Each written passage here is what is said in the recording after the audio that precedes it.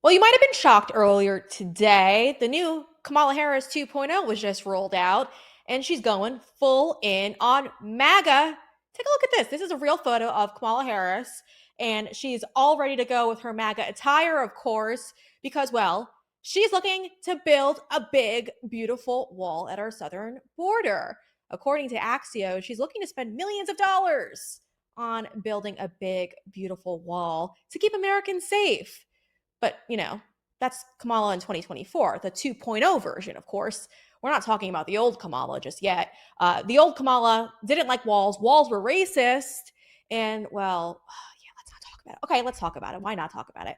Kamala Harris has suddenly changed. It's a miracle. She comes from an administration, the Biden Harris administration, where they literally shut down the construction of the border wall at our southern border after American taxpayers already paid millions into getting the supplies. Those supplies are still sitting at our southern border, and well, the wall hasn't been built.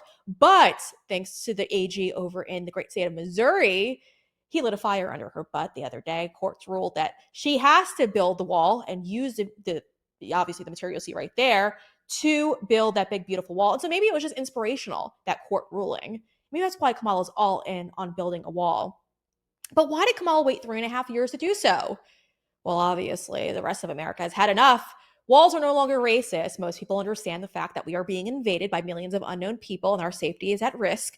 And so now most Americans do support border security. Now, we've proven that with Rasmussen reports polling data all the time at this point.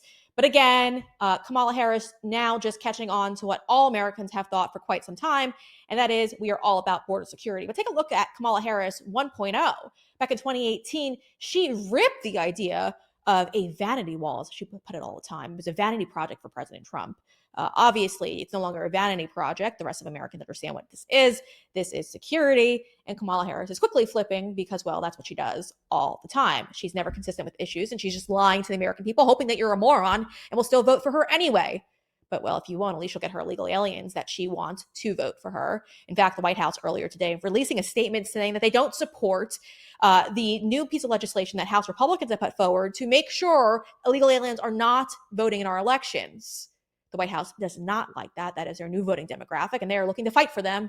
And the White House putting that out in a statement. But again, you guys, is it really Kamala Harris 2.0 or is it really just Kamala Harris 1.5? We don't really know at this point. I'm kind of stuck in between. Kamala Harris has been constantly attacking the idea of building a beautiful big border wall, and we've got the proof for just that. Take a listen. Let me be very clear. I'm not going to vote for a wall under any circumstances, and I do support border security. And if we want to talk about that, let's do that. We don't need to build a wall. This is a crisis of his own making.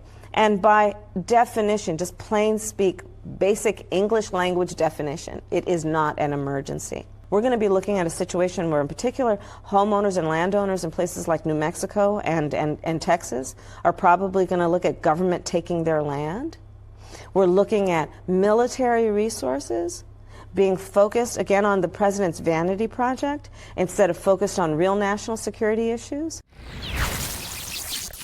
All right, so maybe we're out with the old, in with the new Kamala 2.0. She's MAGA and she's ready to go.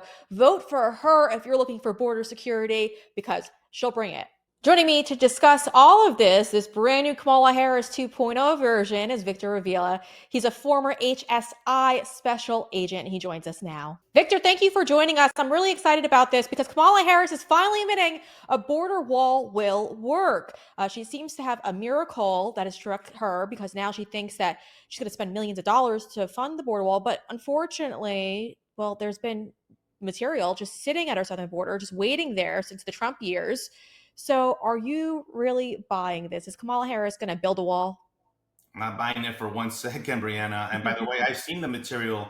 I've been where the material is at down in McAllen, Texas, Mission, Texas area, and southern New Mexico, El Paso, Texas border. And there's tons of it. By the way, you and I already paid for that material and for the construction of that wall. And for her to have the audacity to say that all of a sudden now she's going to put up those panels that we already paid for. Well, why now? Why not 3.5 years? Why after 15 to maybe 18 million illegal aliens have invaded our country? This is totally unacceptable rhetoric from her. And I hope the American people are not falling for it. and just paying a little bit of attention, because all you have to find out a little bit is that this is just her coming to the center to try to win this election. But Victor, I wanted to talk about how they're looking to kind of alter the numbers of those who are coming into our southern border and how they're going to try to fix to make it look like there's not many migrants trying to break in from our southern border. They're doing it through the app. You've told me that there's a new way that they're going to start allowing illegals to come into our country that might look like, to those who are watching the numbers, that we're having less migrants coming into our country, but that's not actually true. So what's going on here? Well, it all has to do with the CBP1 app, and they've already been doing it. And as a matter of fact, if you ask them right now, they'll tell you that this is the lowest number ever of illegal aliens coming into the country. Yeah, after, again, you left 18 million in. However, they're not telling you and not counting the ones that are allowing into the CBP1 app from their direct country or the Central American countries. But now the new process is that they are now going to include everyone that is waiting down in southern Mexico in Tapachula, Tabasco state area. They tell me, my sources, over 100,000 illegals from all over the world waiting there.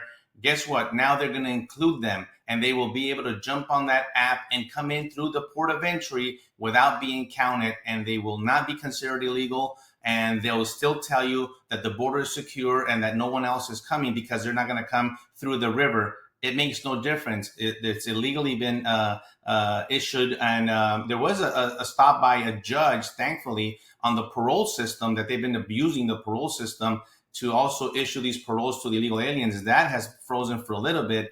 But I'm telling you, there's a lot of people that are going to come in, consider themselves legal, and not counted. Yeah. Yeah. Well, that's the concerning part in all of this. It's not just the people who are entering our country illegally. It's also the job numbers. We just recently did a report about how there all of a sudden 800,000 plus jobs have suddenly gone missing, and it's because they're trying to make it look like our economy is doing better than what it really is. And it just seems to be going around all of these angles with this administration. It's deeply concerning, but it's really not surprising. I also wanted to get to news that just broke a couple of hours ago. Mexico is freezing its relationship with the U.S. and Canada embassies, specifically over criminal justice reform criticism, I believe it is. What's going on right now with Mexico? Because I feel like that's a little strange, given the fact that I feel like the Mexican president is more in line with Joe Biden than he would have been with President Trump.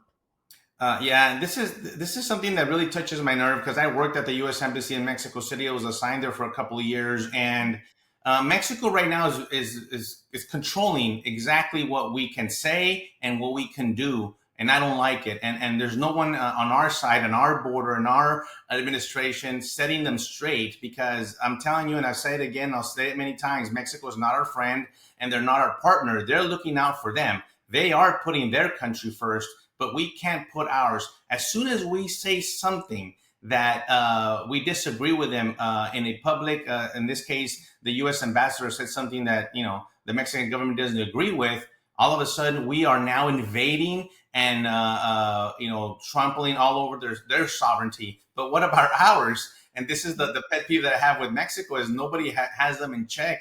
There are no standards right now for checks on the trafficking, the people, the human, the illicit, the fentanyl, everything else that is happening through that border, especially the cartels.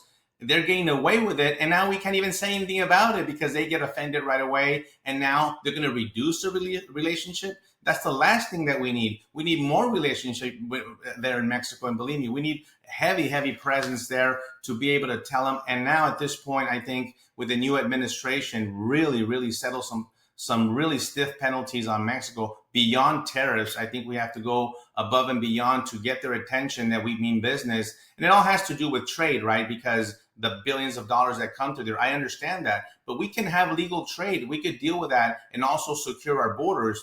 But Mexico needs to be on board. Yeah, yeah, and they're not going to get on board with Joe Biden. They know he's gone. They know he's weak, and they know Kamala Harris is just as weak, and she's not there. And so we do need a strong leader. And speaking of just that, President Trump has been thankfully meeting with the victims' families in a lot of these illegal alien crimes. And he just last week was in Arizona and spoke with one that had this nation horrified when this 12-year-old girl, Jocelyn Nunegray, was murdered by two illegal aliens. The details are horrifying, but specifically what's going on right now is one of those illegals is trying to shut the media out of his court case because they know that Americans are infuriated by the fact that this took place. Sadly, this 12-year-old girl's mother spoke during all of this, and President Trump being so kind to let her speak during this press conference, but saying, we need leadership in the White House that will stop this, that this is preventable, but also highlighting the fact that these two individuals should have been arrested, they should have been detained, and they were not. So we're watching this become the front issue of President Trump's campaign right now. He's putting these victims' families forward. How do you think that's going to play out in November? Do you think that's going to resonate with moderates? Listen, and why shouldn't you be on the side of the victim? This is why I'm in this fight, Breanna, is because of the public safety and national security and threat to our U.S. citizens. And this example is one of them. By the way, I get almost a daily notice of an American being robbed, being murdered, being raped, being sexually assaulted by an illegal alien. And there's so many that go unreported. These obviously are the bigger ones that go nationwide. But I really admire President Trump for doing this because this is what I want to do. I want to bring the attention. We have enough crime already in our country, but then you have people from all over the world coming over here and committing these horrific crimes against our children and our citizens. It's completely intolerable to me. And by the way, not just to me, to anyone. This is not a partisan issue. This is not a left or right issue. This is a public safety issue. And I think if you talk to any reasonable, prudent person, they would tell you that they would want the same. They would want their children to be the same. They want their children to be safe at school. They want their children to be safe in wherever they live around their residence. And so we need to continue to fight for that because there's victims galore throughout the United States at the hands of people that are not supposed to be here in the first place. Yep, and that's the problem with all of this. They won't even acknowledge that. We're not even taking statistics on how many of these illegals are coming into our country and committing more crimes when they finally get into the interior of our country. A lot of states are refusing to gather that information, and that would be critical for us debunking their narrative about these individuals. But again, they don't want you having the numbers because the numbers would not be favorable towards them. Victor Avila, thank you for joining us. Thank you for fighting back because we need to keep this up. We're a long way till November. We need to keep reminding the American people that we have an open border. And there are horrible people pouring into our country who want to cause us harm. And the media won't talk about that most of the time, but we will. So thank you, Victor. We appreciate your time. Thank you as always, Breanna. I just got off the phone a couple of hours ago with the owner of Fern Valley Soap because so many of you guys are reaching out and ordering from them. You heard about it on this show. I keep bragging about it. I'm not going to stop, honestly.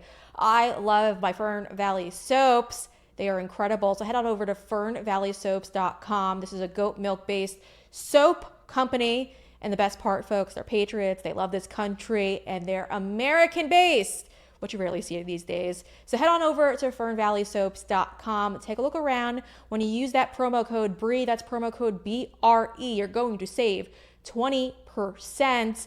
These are all incredible soap bars. They're beautiful. They're like works of art, honestly. At first, I was joking around with Stacey Whited, who also loves these products so much.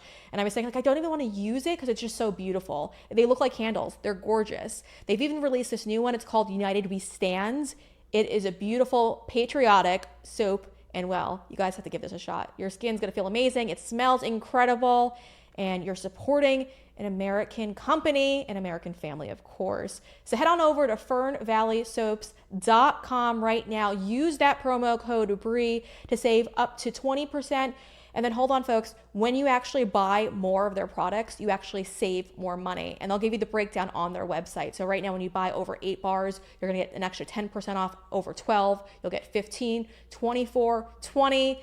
The deals are incredible. So it's fernvalleysoaps.com, promo code BRE to save 20% off.